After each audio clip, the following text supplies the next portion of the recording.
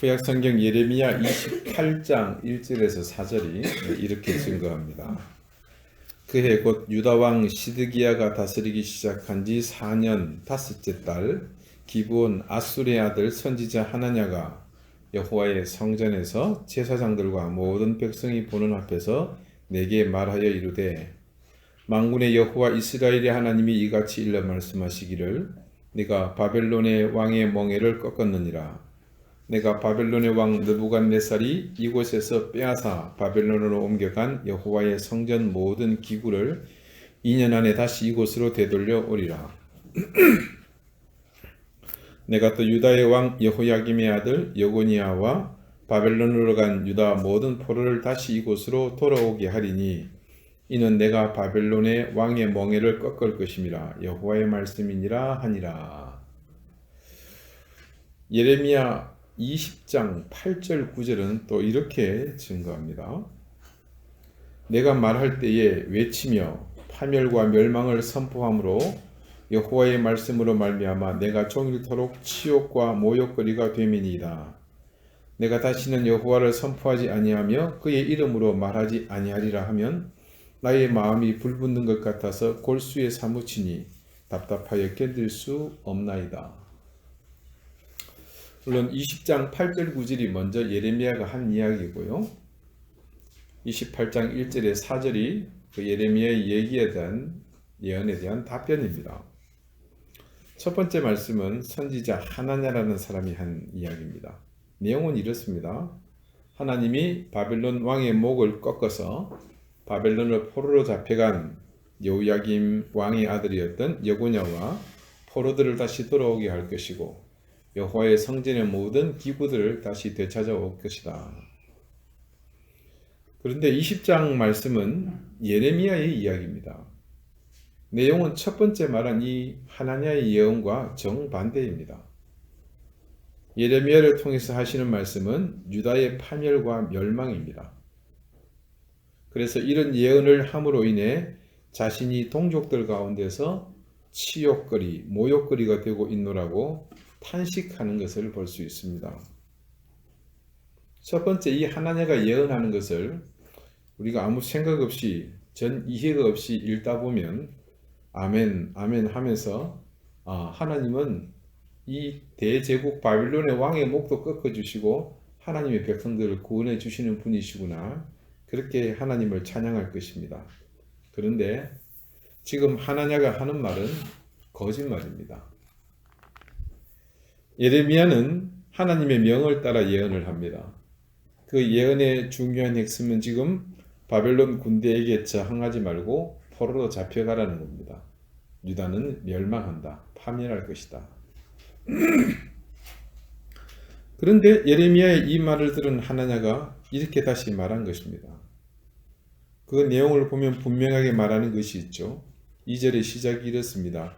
만군의 여호와 이스라엘의 하나님이 이같이 일러 말씀하시기를. 마치 이 부분만 떼고 보면 하나님께서 그 시대마다 세우셨던 선지자들에게 뭔가 말씀을 주시는 것 같습니다. 지금 하나냐는 하나님의 이름을 거짓으로 도용하여 백성들에게 거짓말을 하고 있는 것입니다. 결국 이 하나냐의 예언은 오래지 않아 거짓으로 드러나고 맙니다. 하나님이 정말로 선지자를 통해서 주신 그 시대 예언의 진실은 유다의 멸망입니다. 그 사실이 얼마나 참혹했던지 내가 다시는 여호와를 선포하지 아니하며 그의 이름으로 말하지 아니하리라 하면 나의 마음이 불붙는 것 같아서 골수에 사무치니 답답하여 견딜 수 없나이다라고 토로합니다. 진실, 즉 유다가 멸망하는 것, 동족이 파멸하는 것을 전하는 것이 너무나 고통스러워 피하고 싶지만 그의 양심이 괴로워 말하지 않을 수 없다고 피를 토하는 심정으로 예레미야가 말하고 있습니다. 유다가 멸망해 갈 무렵에는 하나냐뿐만이 아니었습니다. 수많은 타락한 제사장들과 선지자들이 돈을 바꿔서 거짓으로 예언하고 죄를 회개하지도 않는 그들에게 하나님의 복을 주신다고 거짓말을 선포했습니다. 또한 유다는 결코 망하지 않는다. 그들은 그렇게 말했습니다. 왜 하나님의 계획과 그들의 바람이 서로 상충한 것일까요? 그 이유는 특별한 것이 아닙니다. 하나님을 배제한 자신들의 지독한 그 교만 때문이었습니다. 그래서 그들의 눈이 가려졌고, 그리고 그것을 통해서 느끼고 자극을 받아 행동하도록 하는 양심이 무뎌져서 하늘의 음성을 듣지 못한 까닭이었습니다. 한마디로 그들은 자신들의 죄로 인해 스스로가 깊은 어둠에 처하게 되었습니다. 크리스마스와 이 빛은 아주 밀접한 관계가 있습니다. 빛이 먼저 비춰짐으로 이 세상에 구주의 오심을 알리지 않았습니까? 유대 땅이 아닌 머나먼 수천리 밖의 페르시아의 박사들에게 그 빛이 나타났습니다. 그 빛의 근본은 바로 하늘의 별입니다. 박사들이 하늘의 별을 살피다가 메시아의 탄생을 알게 된 것은 바로 그 별빛이 비쳤기 때문이었죠. 성스러운 한 별이 이 땅에 왕이 태어날 것을 그들에게 알렸고, 그 사실을 알게 된 박사들은 이 빛을 따라서 아기 예수님이 태어나신 베들레헴의 마구간까지 멀고 먼 여정을 달려왔습니다. 이 빛이 얼마나 구별된 빛인지는 그들의 걸음이 그 사실을 정확히 증거하고 있습니다. 도저히 왕이 태어날 수 없는 작은 마을이었습니다. 그리고 더 당혹스러운 것은 왕궁이 아닌, 하다못해 어떤 특별한 지식이 있거나 그것도 아니면 어떤 역사적인 상징적 예표가 있는 그런 특별한 곳 역시 아니었습니다. 도리어 어떤 평범함조차 함께하지 못하는 곳, 짐승들의 거주 공간인 마구간으로 정확히 이 별이 그들을 인도했다는 사실입니다. 그 마구간에는 분명히 메시아이신 아기 예수께서 태어나 말 구유에 누워 계셨습니다. 범인들은 이해할 수도 없는 설령 그것이 사실이라고 알려졌다고 하더라도 수용할 수가 없는 일임에도 그 빛은 정확하게 마구간 위에 멈췄고, 박사들은 그 사실 앞에 추호의 의심도 가지지 않았습니다. 이 세상의 짙은 어둠에 잠겨 있었기에 어느 누구도 그곳에 태어나신 만왕의 왕을 볼 수 없었습니다. 단지 그 땅 위에 비친 특별한 그 빛을 본 자만이 메시아를 만날 수 있는 기회를 얻었을 뿐입니다. 빛의 가장 중요한 역할은 비치는 겁니다. 그래서 그 빛은 어떤 것보다 존재감이 강렬합니다. 다른 모든 것들은 경우에 따라서 그 존재함이 명확하지 않을 수 있습니다. 그러나 빛은 절대 그럴 수 없습니다. 있거나 없거나 분명하게 그 존재를 드러내는 것이 빛의 가장 강력한 속성일 것입니다. 역사적으로 보면 우리도 그랬지만 주님이 오실 그 무렵은 온통 천지가 암흑이었습니다. 그래서 어쩌면 이 크리스마스의 빛나는 불빛을 밝히는 것은 가장 의미 있고 강력한 메시지였던 겁니다. 유다가 멸망에 갈 무렵 거짓 선지자 하나냐의 이야기를 듣기 원했고 진실을 말하는 참 선지자의 예언이 묻혀버렸던 것처럼 어둠으로 온 천지가 가려짐으로 사람들은 진실을 보지 못했고 하나님의 말씀은 인간의 생각 아래에 묻혀버리고 말았습니다. 주님이 오신 이 성탄에 수없이 많은 메시지가 선포되고 또한 이 땅을 향한 하나님의 열심과 무엇보다 성육신의 놀라운 은혜가 임했노라고 역설하며 소리치지만 그 역시 빛으로 비추어지지 않으면 어둠 속에서 묻혀서 실체를 알 수 없다 사라지는 그냥 소음일 뿐입니다. 지금 우리가 성탄의 중심이 되시는 주님을 볼 수 있는 것도, 그리고 그 사실 때문에 우리의 구원의 은총이 선포되었음에도 바로 진리이신 주님의 빛이 우리에게 먼저 비춰졌기 때문에 그것은 가능한 겁니다.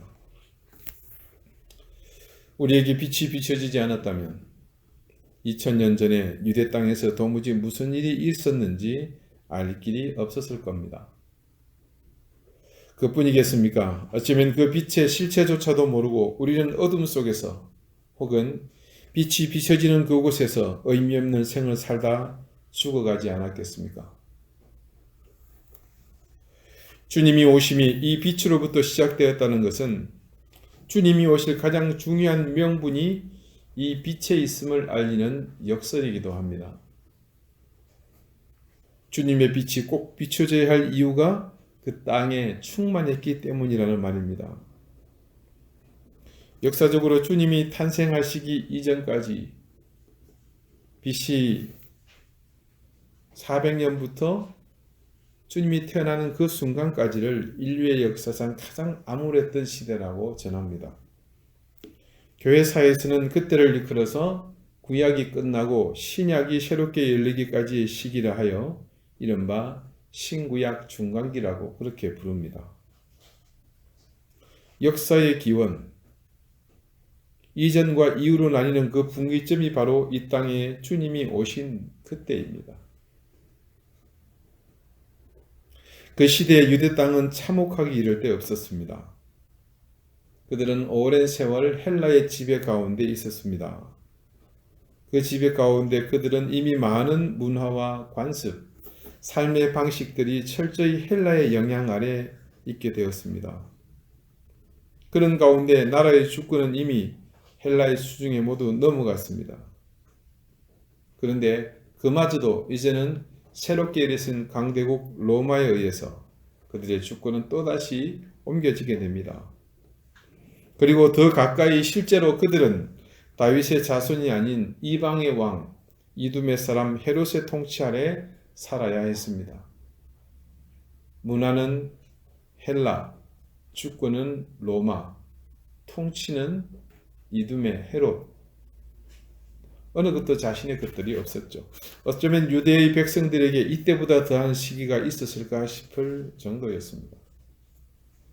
적어도 구약의 암흑기라고 불리는 사사시대에는 자신들이 그 타락한 문화를 즐기고 싶었고 그렇게 타락했기 때문에 이방 민족과 동화되는 것이 결코 고난도 억압도 아니었습니다.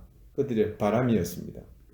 하지만 오로지 여호와 하나님만을 바라보게 된 유대인들에게 주변을 둘러싼 이 모든 환경은 그야말로 압제요 억압이며 그로 인한 고통과 환난만 있을 뿐입니다. 오래전 그때 세상에는 여지없이 폭력이 난무했고 불의와 또 집을 잃고 방황하는 사람들, 압제를 피해서 떠도는 수많은 난민들, 그래서 흩어진 가족들, 전쟁의 참화 속에서 한없는 탄식과 울부짖음만이 곳곳에 넘쳐났습니다. 하나님은 바로 자신의 백성들이 놓여진 이 상황에 필요한 것이 무엇보다도 빛이 비춰져야 함을 아셨습니다. 그 땅은 넘쳐나는 죄악과 고통이 가득하여 빛이 비춰질 수밖에 없는 상황이었음을, 아니 반드시 그 빛이 비춰져야만 하는 상황이라는 것을 잘 아셨기에 그 흑암을 밝히도록 빛을 그 세상 가운데로 비춰주셨던 겁니다. 결국 우리 스스로에게 흑암을 밝힐 수 있는 힘과 능력이 없기 때문에 하나님은 빛이 되셔서 우리에게 스스로 비춰주시기를 작정하신 것입니다. 결국 빛으로 오시는 구주 메시아 예수님은 인간의 한계 위에 임하시는 전적인 하나님의 은혜였습니다. 우리가 어둠에 처해졌다는 사실과 그리고 우리 스스로의 힘으로는 이 어둠을 물리칠 수 있는 능력이 없다는 것을 철저하게 인식해야 하는 것이 이 빛으로 오시는 주님 앞에서 우리가 인정하고 깨달아야 할 진실입니다. 성경에서 말하는 관점은 분명합니다. 세상은 문제가 아주 심각해서 우리 스스로는 치유나 구원을 이룰 수 없다. 그래서 세상은 심히 어둡지만 그럼에도 불구하고 희망이 있다. 여러분, 우리 스스로가 치유할 수 있는, 회복할 수 있는 능력이 없는데 어떻게 이곳에 희망이 있고 구원이 있다고 말할 수 있는 겁니까? 성경이 말하고자 하는 관점은 바로 그겁니다. 우리 스스로가 죄인이기 때문에 우리의 힘으로 이 상황을 극복할 수 없다. 그것이 성경이 말하는 결론입니다. 그럼에도 불구하고 희망, 미래는 무엇인가? 바로 우리의 힘으로 도달할 수 없는 더 큰 능력, 그 근원이 되시는 빛을 비추시는 그분이 계시기 때문에 바로 그같이 말할 수 있었던 것입니다. 오늘 말씀이 이렇게 시작합니다. 사망의 그늘진 땅에 거주하던 자에게 빛이 비추었도다. 이것이 바로 메시아가 이 땅에 오시는 메시지 그 자체입니다. 이 세상에 비춰지는 빛은 우리에게서, 즉 아래로부터 솟아난 것이 아닙니다. 분명 그 빛은 하늘로부터 우리에게 비쳤다고 증거합니다. 절대 우리가 빛의 근원, 광원이 아닙니다. 우리의 밖에서, 이 세상의 테두리 밖에 빛이 존재했고 예수께서 우리를 구원하시고자 그 빛을 우리에게로 가지고 오셨습니다. 더 정확하게 말하면 그분이 빛이 되어 주셔서 우리에게로 오셨습니다. 주의 말씀은 내 발의 등이요 내 길의 빛이니이다. 시편 기자의 이 고백은 로고스이신 주님이 이 땅에 오시면 우리가 어둠이 아닌 빛의 길을 걸어갈 것이요 그 길을 따라 걷는 우리의 인생길이 곧 빛이 됨을 노래하고 있습니다. 놀랍게도 이 시편의 말씀처럼 그 말씀이 실제로 빛이 되어 우리에게로 오셨습니다. 빛이 비치도다. 분명 우리에게 그 하나님의 빛이 비춰졌습니다. 그래서 우리는 그 빛으로 살아갈 수 있는 것입니다. 말씀이 우리의 길을 밝혀주는 빛이 되어 주신 겁니다. 여러분, 우리는 빛을 통해서만 진리를 보지 않습니까? 흑암에 갇혀 있을 때는 우리가 천지를 분간하지 못합니다. 그런데 그곳에 빛이 비춰지면 우리가 실체를 보지 않습니까? 빛은 그렇게 어둠을 몰아내므로 우리에게 진리에 다가갈 수 있는 기회를 주는 겁니다. 이 말은 곧 우리 스스로가 진리를 알 수도 없지만 하나님께서 빛을 비춰주시 않을 때는 우리가 진리에 다가갈 수 없다는 뜻이기도 합니다. 결국 빛이 우리에게 비춰졌다는 것은 곧 우리의 무능함을 깨닫는 것이며 우리의 유한함을 깨닫는 것이며 우리의 불완전함을 깨닫는 것입니다. 또한 우리 스스로가 아무런 능력이 없는 미천한 존재임을 깨닫는 의미이기도 합니다. 성탄을 통해 우리가 깨닫는 가장 중요한 사실, 그 한 가지는 바로 우리의 처지와 현실을 냉철하게 깨닫게 되는 사건이라는 겁니다.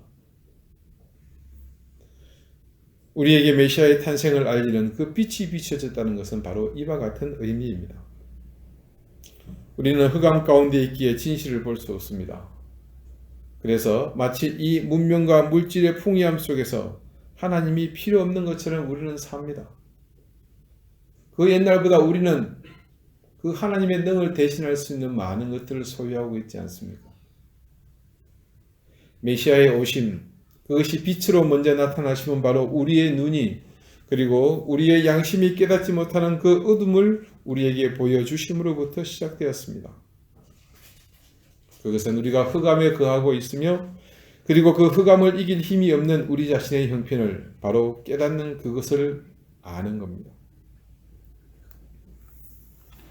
성육신이란 어떤 이유로든 하나님이 우리를 넘어지도록 또 고생하도록 슬픔과 죽음을 당하도록 그대로 그냥 놔두시기로 하셨다는 뜻이다. 여러분, 이 말씀이 이해가 되십니까? 단 그분 자신도 정직하게 용감하게 똑같은 삶을 감수하셨다. 뭡니까?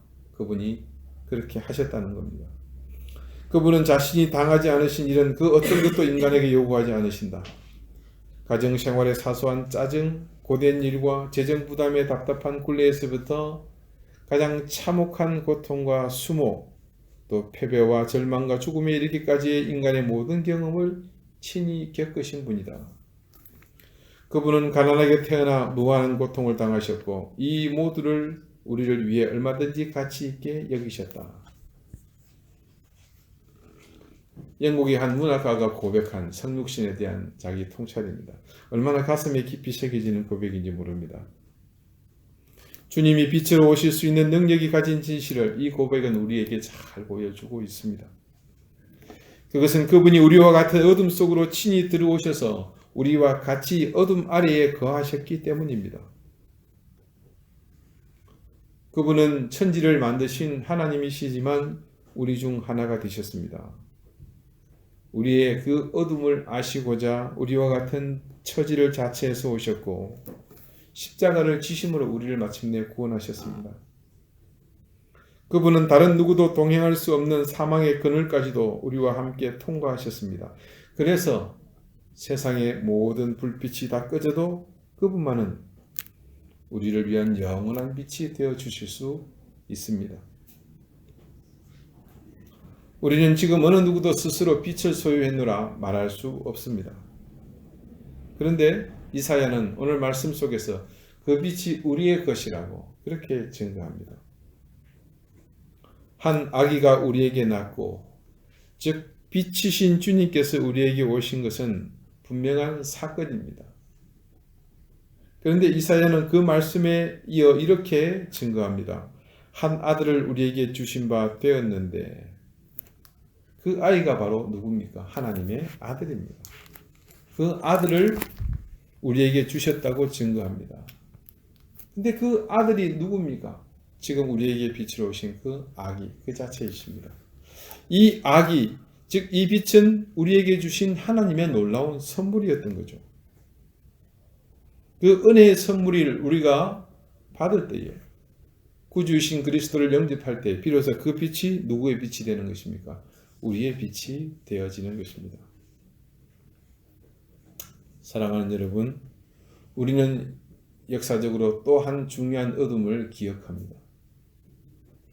그 어둠은 예수께서 십자가에 달리셔 마지막 숨이 끊어졌을 때 임했던 어둠이었습니다.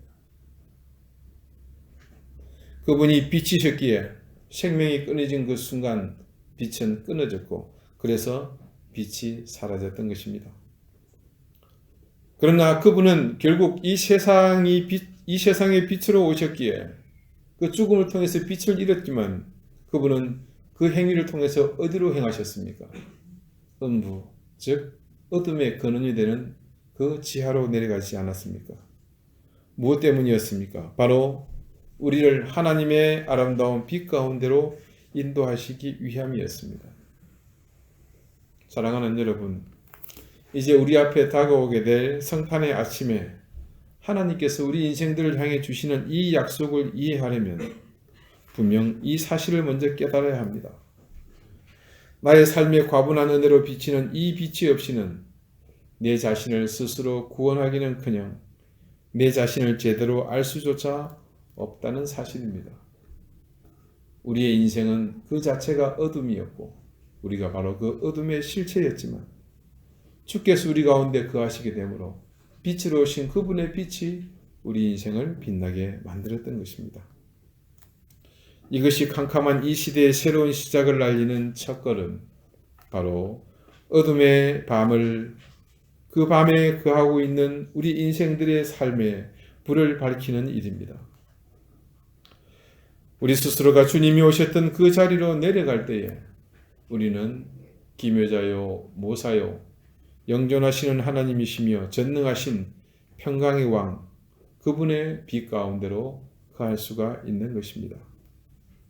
그때에만 우리는 캄캄한 우리의 인생, 우리의 유한함과 한계 때문에 벗어버리지 못하는 어둠의 굴레를 벗어버릴 수 있을 것이고, 우리의 인생을 향해 비춰지는 주님의 빛 가운데로 걸어가는 그런 삶을 살 수 있게 되는 것입니다. 사랑하는 여러분, 지금은 그때와 같이 또 어둠이 몰려오고 있는 그 시절입니다. 우리의 인생 또한 우리의 욕심과 죄 때문에 곳곳에 어둠이 들여져 있는 것을 보게 됩니다. 우리는 그 그림자에서 언제나 벗어나기 위해서 발버둥 치고 있지만 역부족입니다. 왜 그렇습니까? 우리 가운데 그분의 빛이 충만하게 채워지지 않기 때문입니다. 성탄을 준비하며 우리가 그날을 맞기 위해 이제 우리에게 필요한 것은 무엇보다도 자기를 비우며 겸손히 그분을 바라보는 겸비함입니다. 주님은 우리가 그분을 향해 비워드리는 우리 인생의 방에 그 빛을 가득 채워주실 것이고, 우리는 우리의 인생의 방에 채워진 그 빛을 통해서 세상 가운데 주님의 오심을 알리는 그 생명의 빛을 비출 수 있을 것입니다. 기도드리시겠습니다. 주님, 그때처럼 이 땅을 뒤덮는 어둠 속에 우리는 놓여져 있습니다. 그리고 주님은 동일하게 그때처럼 우리가 거한 그 어둠 가운데로 다가오시며 우리의 눈을 밝혀주시고 이 어둠을 몰아내어 주심을 믿습니다. 주님은 우리에게 기묘자이시오 모사요 영존하시며 전능하신 평강의 왕이시기에 이제 그 아기 예수께서 비추신 빛으로 우리의 삶의 그 빛을 얻음을 믿습니다. 우리의 인생, 세상의 질서, 모든 역사의 어둠을 밝히는 그 빛이 우리의 빛이 됨을 믿습니다. 오늘 주께서 그 빛을 주시기 위해 인생의 자리로, 죄인의 자리로 낮고 천한 말구 위에 오셨던 사실을 기억하며 우리의 빛은 바로 그곳에 있음을 고백하며 그 자리로 내려가는 우리가 되게 하여 주시옵소서. 예수 그리스도 이름으로 기도드리옵나이다. 아멘.